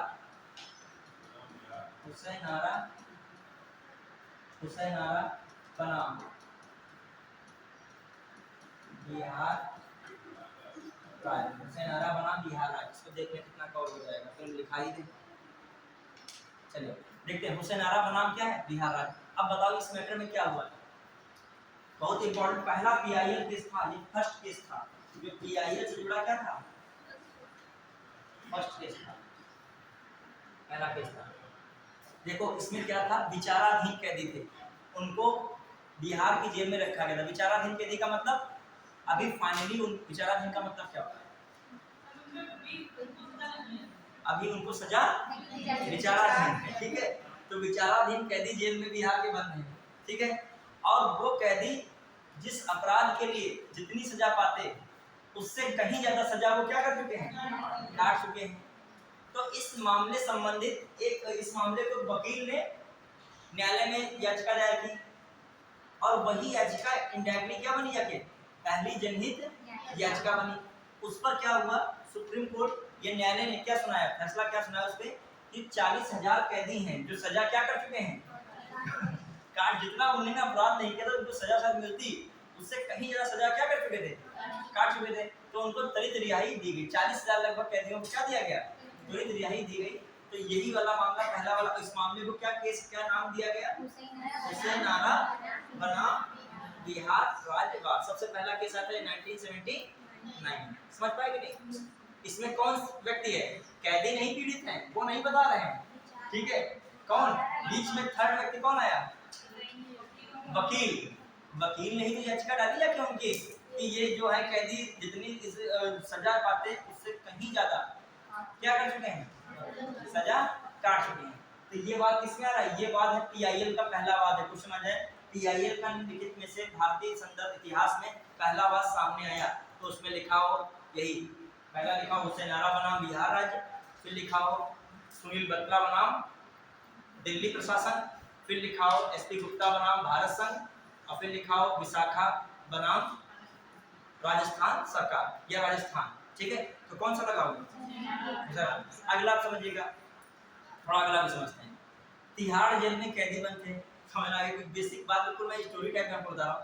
तिहाड़ जेल में कैदी बंद थे, उन्हीं कैदियों में से किसी कैदी ने न्यायाधीश कृष्ण अय्यर को पत्र लिखा कि यहाँ पर शारीरिक रूप से अमानवीय तरीके से यातनाएं दी जा रही हैं।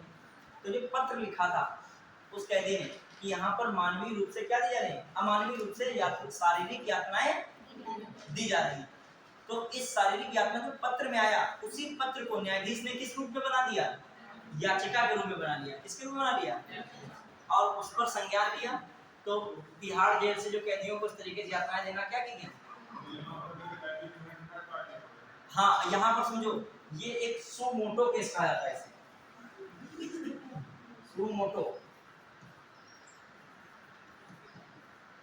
सो मोटो करके नाम दिया जाता है। इसमें क्या होता है, जब न्यायपालिका स्वतः किसी मामले में संज्ञान ले ले, ठीक है, तो सो मोटो केस में क्या होता है, न्यायपालिका ने तो क्या कर लिया, इस मामले में संज्ञान ले लिया। उसको पता चला है पत्र के माध्यम, किस माध्यम से चला? पत्र के माध्यम से। हाँ, बहुत सारे मामला स्वतः संज्ञान में लेता है कोर्ट, तो सो मोटो केस कहते हैं।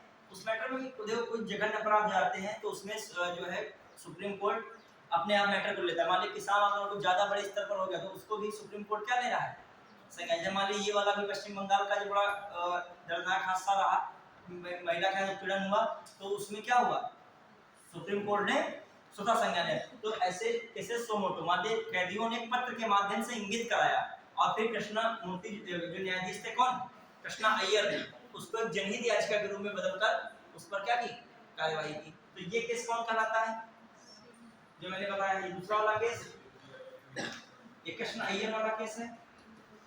अभी दिखा दूंगा आपको कृष्ण अय्यर वाला केस कौन है। कृष्ण अय्यर केस कौन है मैं बता रहा हूँ, सुनील बत्रा,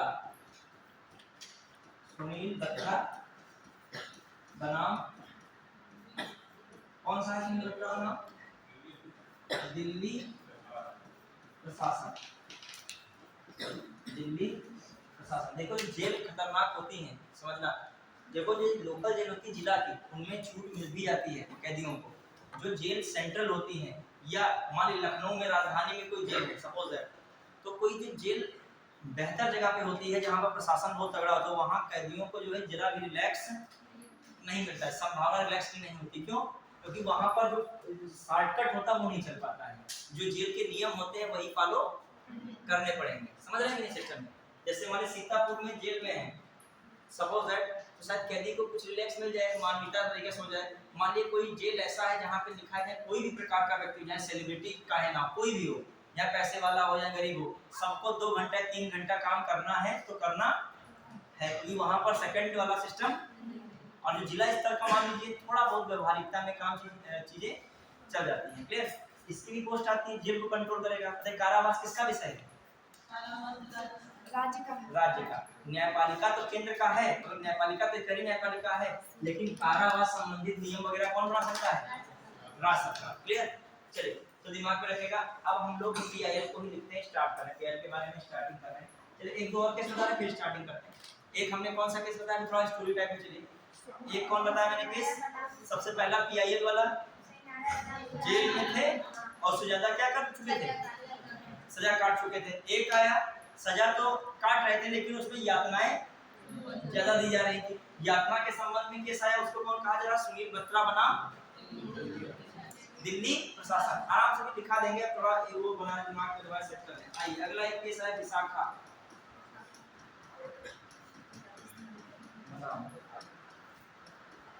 राजस्थान सरकार। ये किससे था, महिलाओं कार्यस्थल पर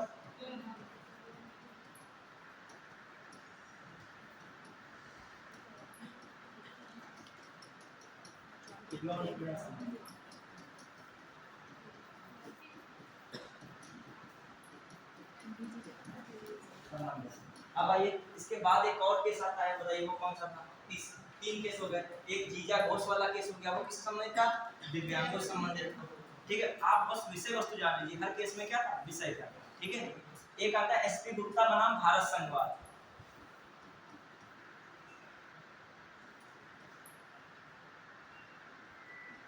बनाम यूनियन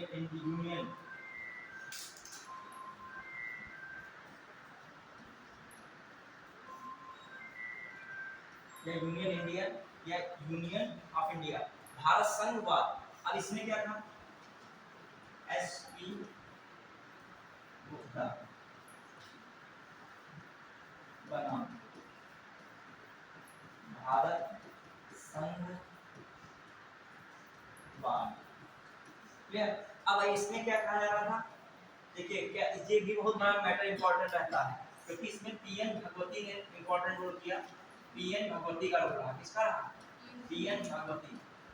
अब देखो इन्होंने बताया कि जो व्यक्तियों का समूह है समाज कल्याण के विरुद्ध या सार्वजनिक हित के विरुद्ध कोई भी कानून आ रहे हैं, उसके निवारण के लिए सुप्रीम कोर्ट और हाई कोर्ट क्या किया जाया जा सकता है। मतलब सार्वजनिक हित के विरुद्ध कोई भी कार्य हो रहे हैं तो उसके समाधान के लिए, उसके निवारण के लिए क्या कहा जा सकते हैं, सुप्रीम कोर्ट हाई कोर्ट जा सकते हैं। तो यहाँ पर एक बात निकल के आई थी, सुप्रीम कोर्ट और किसमें, हाई कोर्ट में जाना, और सुप्रीम कोर्ट हाई कोर्ट में जाने का रास्ता बताओ कौन सा आर्टिकल था? रिट के माध्यम से 32, और इधर क्या था 226। तो ये पीएम भगवती का संबंध जो है सार्वजनिक हित के लिए निवारण के लिए जाना न्यायालय में, ये किससे संबंध मामला आता है? एसपी गुप्ता। इसमें ज्यादा मैटर नहीं, इसमें बस यही मामला है कि सार्वजनिक हित का उल्लंघन हो रहा है, उसके लिए कई लोगों का समूह कहाँ पे जा सकता है? न्यायालय में उसके समाधान के लिए जा सकता है। सार्वजनिक हित बहुत प्रकार के होते हैं। अब आइए एक और बात, पीआईएल की परिभाषा ना संविधान में बताई गई है, ना कोई कानून संसद से आया है जिसमें पीआईएल की परिभाषा बताई गई है। सुप्रीम कोर्ट ने पीआईएल की परिभाषा दी थी, वो भी समझाया था। तो यदि मेंस में आता है या प्रीलिम्स में आ जाए यह परिभाषा परिभाषित की गई है, तो अभी मैं परिभाषा लिखा दूंगा सुप्रीम कोर्ट की, उस परिभाषा केवल लिखूंगा। वैसे बताने को तो पीआई में बहुत कुछ बता दोगे, लेकिन कोई एक ऑथेंटिक परिभाषा जो है तो किसने दी है? केवल सुप्रीम कोर्ट ने। आ जाए कि पीआईएल की व्याख्या भारतीय संविधान तथा संसद द्वारा बनाए गए कानून में की गई है, तो ये लाइन क्या है? गलत है। पीआईएल की बात कहीं भी नहीं की गई। अब आइए, एक मैंने बताया था एमसी मेहता, कौन से हैं? एमसी मेहता बनाम भारत संघवाद, भारत संघवाद। इसमें इन्होंने किसकी बात की गई है? इसमें गंगा सफाई की, प्रदूषण को रोकने। इसमें एमसी मेहता बनाम भारत संघवाद में क्या कहा गया? ये भी पीआईएल था। अब अच्छा, नदी को प्रदूषण मुक्त करना है, तो नदी का कोई मालिक एक है क्या कि जो नदी को प्रदूषण मुक्त करना है उसकी जिम्मेदारी है? क्या कोई मालिक एक है क्या? तो इसमें कहा जा रहा है नदी का कोई मालिक नहीं है, ये जो है सभी इसके जल का क्या करते हैं? उपभोग करते हैं, इससे संबंधित जो चीजें हैं उसका उपभोग करते हैं। तो इसको प्रदूषण करना क्या है? सरकार की, मतलब इसको प्रदूषण सही करना सरकार की जिम्मेदारी है। मतलब इस बात में गंगा प्रदूषण को रोकने के लिए उठाने के कदम की बात की गई है, वो कौन है? एमसी मेहता। अब बताओ ये एक जनहित याचिका मैं क्यों कह रहा हूँ? क्योंकि किसकी बातें करने जा रहे हैं? गंगा नदी को प्रदूषण मुक्त करना है, जल प्रदूषण मुक्त करना है गंगा नदी को। और गंगा नदी को जल प्रदूषण मुक्त करना है मतलब क्या है? सबकी भलाई का है। तो आप अब एक चीज देख रहे होगे, मैटर इसमें कौन आ रहे हैं? जो कहा जाए न्यायिक सक्रियता के अंतर्गत पीआईएल आ रहा है। पीआईएल के अंतर्गत कौन से विषय आ रहे हैं? देख रहे हो चीज, पर्यावरण आ रहा है कि नहीं? पर्यावरण आ रहा है, आप दिमाग लगाइएगा। जो महिलाओं संबंधित अत्याचार है ये भी आ रहा है। जिले में जो जिला कारावास में जो कैदी हैं उनके संबंधित जो अधिकार हैं उनकी बात आ रही है। तो नागरिकों के अधिकार की बात नहीं आ रही, किसके अधिकार की बात आ रही है? कैदियों के भी अधिकार की बात किसमें आ रही है? पीआईएल में आ रही है। और कौन से विषय हो सकते हैं पीआईएल में? किसको जरूरत इन चीजों की पड़ सकती है? बहुत सारे क्षेत्र हैं ऐसे। क्या धार्मिक कौन सा ऐसे मामला? सबरीमाला को मन नहीं बताने। सबरीमाला जो है वो थोड़ा सा आस्था से जुड़ जाता है बेटा, ठीक है? तो धार्मिक मामलों में माने सबरीमाला में एक तरफ एक ग्रुप ने ये कहा, तो दूसरे ग्रुप ने उसका एंटी में कहा कि ये पुरातन चली आ रही प्राचीन परंपरा है, ठीक है? फिर और धर्म का मामला खुलने लगेगा, वो कहेंगे कि जो है जो अन्य धर्म में है वहां पर जो है कब्रगाह के पहले लिखा होता है महिलाओं का प्रवेश इसमें क्या है? वर्जित है। बहुत जगह लिखा होता है, आप देखिए क्या लिखा होगा? महिलाओं का प्रवेश, मस्जिद वगैरह में बहुत जगह ऐसी हैं जगह, उसमें मैं अभी जल्दी में विराट रोड से निकला था, वो लिखा मैंने देखा था महिलाओं का प्रवेश खुला लिखा है। तो अब ऐसे महिलाएं उसमें कोई याचिका, महिला तो एक माध्यम हो जाएगी, करेगा तो कोई उसमें और भी, ठीक है? तो ये थोड़ा सा मामला धार्मिक रहता है। अदर वाली बताइए जिनमें सबका ही छिपाव, सबका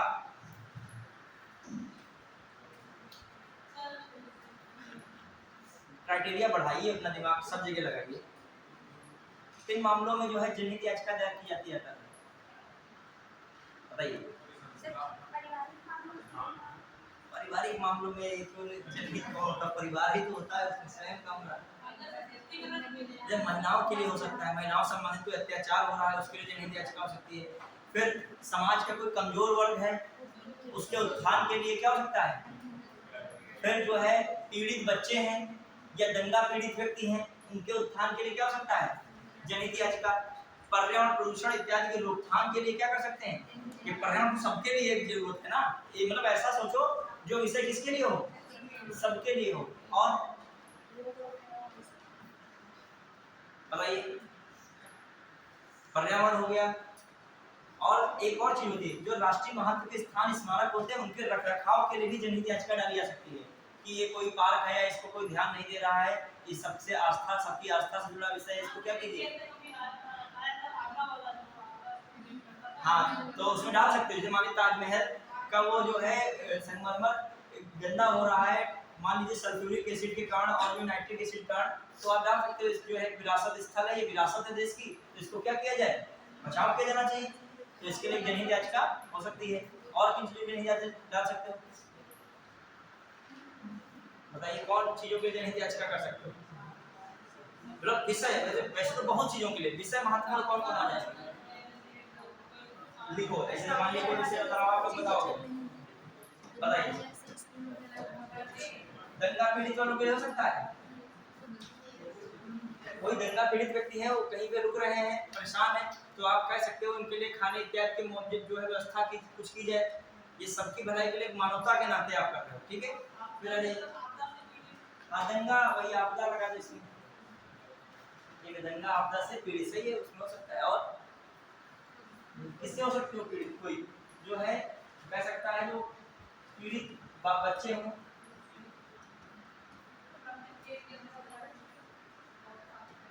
फिर और देखिए जैसे किससे लगा सकते हो, किससे जनहित याचिका, पर्यावरण वाले मामले में, पर खासकर पर्यावरण मामले में बहुत चलता है जनहित याचिका, ठीक है। फिर राष्ट्रीय विरासत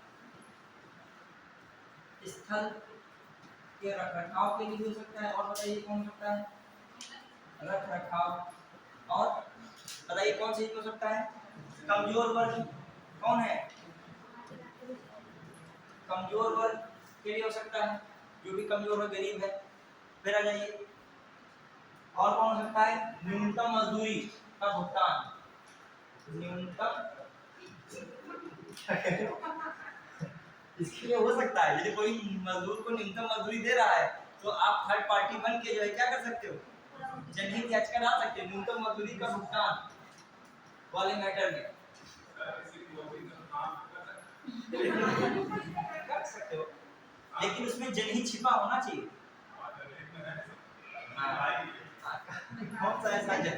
कौन सा ऐसा उत्थान में कुछ है बताइए, कर सकते, लेकिन जनहित होना चाहिए उसमें, मतलब सबका हित होना चाहिए कि ये कहीं ना ये न निकल कि करोड़ों केस पेंडिंग है कोर्ट के पास। कोर्ट खासकर उन्हीं मामलों का अदा उठाता है जिसमें मूल अधिकार का क्या हो रहा हो, पेंडिंग केस बहुत सारे करोड़ों में पेंडिंग केस, तो जनहित याचिका भी उसी में बोझ हो जाता है ना एक। तो जब इंपॉर्टेंट कोई जनहित, अच्छा जनहित याचिका दो ही जगह इसलिए पड़ती है, एक कहाँ पड़ेगी, सुप्रीम कोर्ट, और एक कहाँ रहेगी, high court, clear.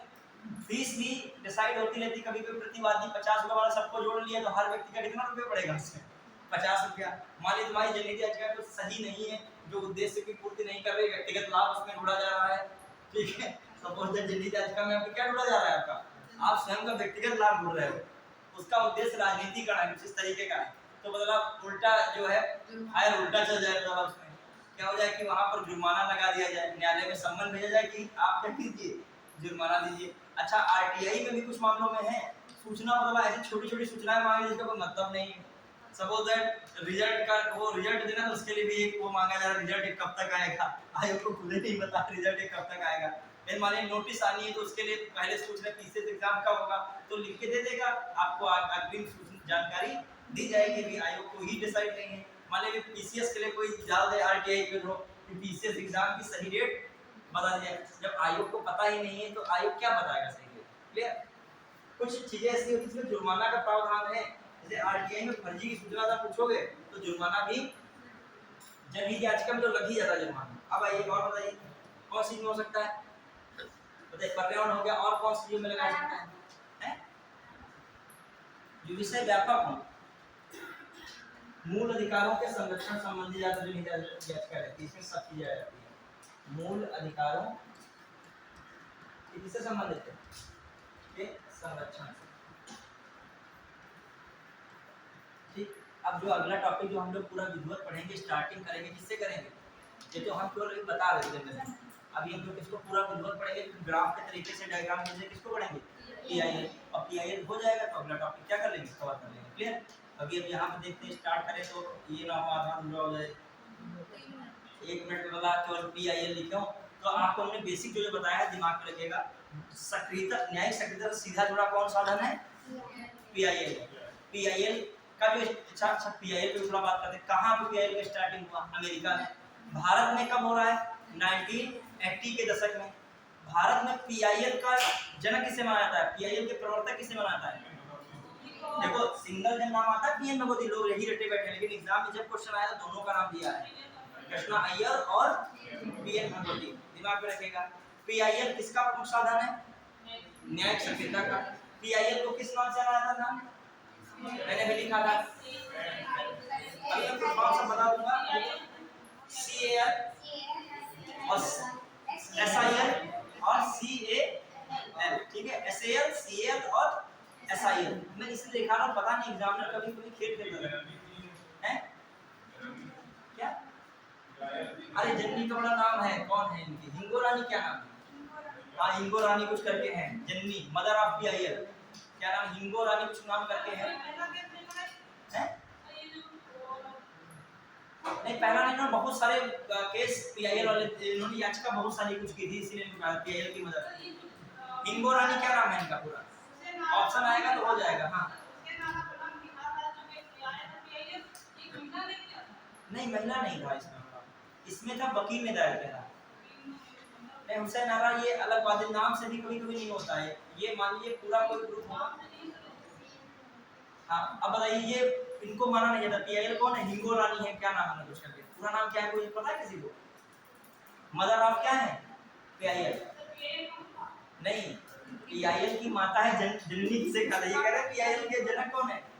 Pushpa Pushpa Kapila हिंगो रानी। देखो आप पढ़े होगे, जब एग्जांपल कभी भी आएगा तो ये भी याद रखेगा, मदर ऑफ पीआईएल किसे कहा था? पुष्पा कपिला हिंगो रानी। जैसे एक क्वेश्चन आया था, भारत की पहली महिला मुख्य निर्वाचन आयुक्त कौन थी?